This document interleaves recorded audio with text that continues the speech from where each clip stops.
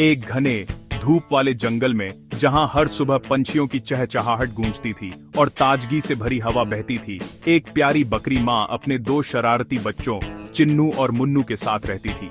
यह परिवार हमेशा साथ रहता, एक दूसरे का ख्याल रखता और मिलकर हर दिन को खास बनाता था। बरगद के पेड़ के नीचे उनकी छोटी सी झोपड़ी थी, जो बाहर से साधारण दिखती थी, लेकिन अंदर हमेशा हंसी, शरारतों और प्यार से भरी रहती थी। चिन्नू, जो बड़ा था, बहुत समझदार और जिम्मेदार था। वह हमेशा अपनी माँ की बातों को ध्यान से सुनता और मुन्नू का ध्यान रखता। मुन्नू, छोटा, बहुत जिज्ञासु था। उसे हर चीज में कुछ नया देखने और सीखने की उत्सुकता रहती थी। हर दिन बकरी माँ अपने बच्चों को जंगल के बारे में सिखाती थी, कौन सी घास खाना है, कहाँ खेलना है और किस जगह से दूर रहना है। वो उन्हें बताती थी कि जंगल में सुरक्षित कैसे रहना है और हमेशा एक दूसरे का साथ कैसे निभाना है। बच्चों को जंगली फूलों के बीच लुका छिपी खेलना बहुत पसंद था। वे घंटों तक हंसते, दौड़ते और एक दूसरे को ढूंढते रहते।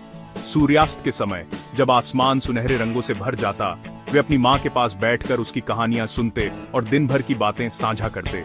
उनका घर भले ही साधारण था, लेकिन उसमें प्यार, गर्मजोशी और अपनापन हमेशा बना रहता था। बकरी माँ की सबसे बड़ी खुशी अपने बच्चों को सुरक्षित और खुश देखना था।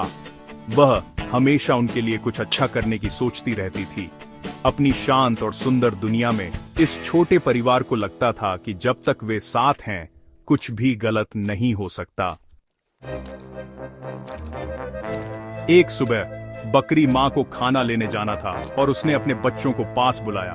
उसने चेतावनी दी, किसी के लिए दरवाजा मत खोलना, जंगल में एक चालाक भेड़िया है। उसने उन्हें एक गुप्त वाक्यांश सिखाया, दरवाजा खोलो मेरे प्यारे बच्चों, तुम्हारी माँ तुम्हारे लिए उपहार लेकर आई है ताकि तुम खुश हो जाओ। केवल तभी दरवाजा खोलना जब तुम्हें मेरी प्यारी आवाज और ये वाक्यांश सुनाई दे, उसने जोर दिया। चिन्नू और मुन्नू ने शब्दों को दोहराया, सावधान रहने का वादा किया। जैसे ही बकरी माँ निकली, बच्चों ने दरवाजा बंद कर दिया। उन्हें पास के खतरे का पता नहीं था। झाड़ियों में छिपा हुआ दुष्ट भेड़िए ने सब कुछ सुन लिया। वह कई दिनों से बकरी परिवार को देख रहा था। चिन्नू और मुन्नू के लिए भूखा था। भेड़िए ने गुप्त वाक्यांश का अभ्यास किया, लेकिन उसकी आवाज बहुत कर्कश थी। एक मधुमक्खी पालक के शहद को याद करते हुए उसने कुछ चुराया और उसे पिया, अपनी आवाज को नरम किया। अब उसकी आवाज बिल्कुल बकरी माँ जैसी थी। आत्मविश्वास से भरकर वह झोपड़ी की ओर रेंगता हुआ वापस आया। बच्चों को धोखा देने के लिए तैयार था। उसने उनके विश्वास और अपने आसान भोजन की कल्पना की। भेड़िए की योजना तय थी। बच्चे गंभीर खतरे में थे। अंदर चिन्नू और मुन्नू अपने छोटे से घर में सहमे हुए बैठे थे। बाहर की दुनिया से अनजान वे अपनी मां के लौटने का बेसब्री से इंतजार कर रहे थे। हर छोटी सी आहट पर उनके कान खड़े हो जाते और वे दरवाजे की ओर देखने लगते। मां की याद में उनकी आंखें नम थीं। तभी अचानक बाहर से एक मीठी और जानी पहचानी आवाज आई, बस दरवाजा खोलो मेरे प्यारे बच्चों, तुम्हारी मां तुम्हारे लिए उपहार लेकर आई है ताकि तुम खुश हो जाओ। आवाज इतनी सच्ची लग रही थी कि दोनों बच्चे चौंक गए। मुन्नू उत्साहित होकर दरवाजा खोलने के लिए दौड़ा, लेकिन चिन्नू को कुछ अजीब सा महसूस हुआ। वह थोड़ा पीछे हट गया और बोला, रुको मुन्नू, पहले देख तो लो। दोनों ने मिलकर दरवाजे के नीचे से झांका। वहां काले, मोटे और रोमिल पंजे दिखाई दिए। ये तो मां के पंजे नहीं थे, ये तो किसी भेड़िए के पंजे लग रहे थे। डर के मारे दोनों बच्चे पीछे हट गए। तुम हमारी मां नहीं हो, चिन्नू ने हिम्मत जुटाकर ऊंची आवाज में चिल्लाया। मुन्नू भी कांपने लगा। बाहर खड़ा भेड़िया, जो बच्चों को धोखा देना चाहता था, निराश हो गया, लेकिन वह चालाक था।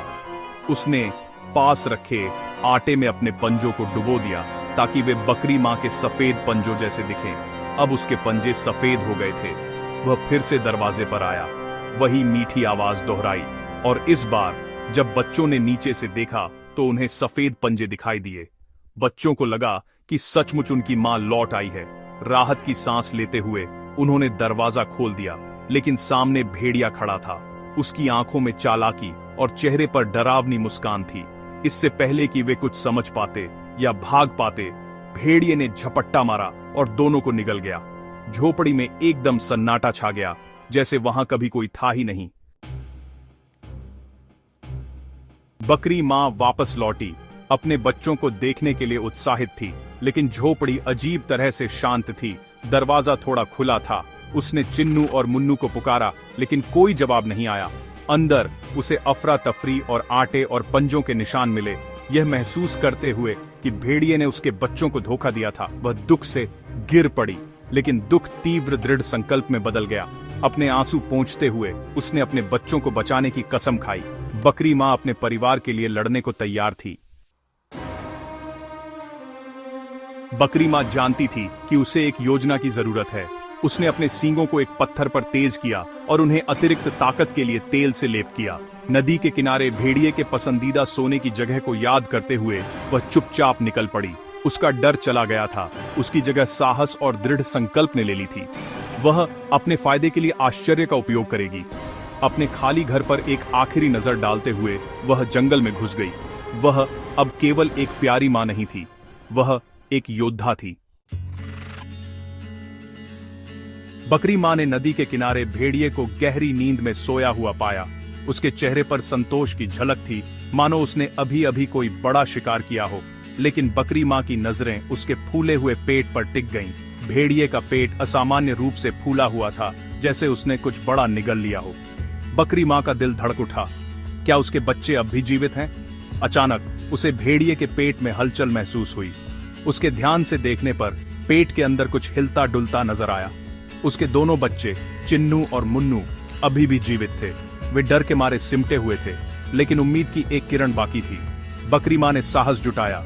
अपने बच्चों को बचाने के लिए उसने पूरी ताकत से भेड़िए पर हमला कर दिया। उसके तेज तेल लगे सींगों ने भेड़िए के पेट को गहरे तक छेद दिया। भेड़िया दर्द से करा उठा। जैसे ही भेड़िया तड़पने लगा, चिन्नू और मुन्नू डरते डरते बाहर निकल आए। वे कांप रहे थे, लेकिन सुरक्षित थे।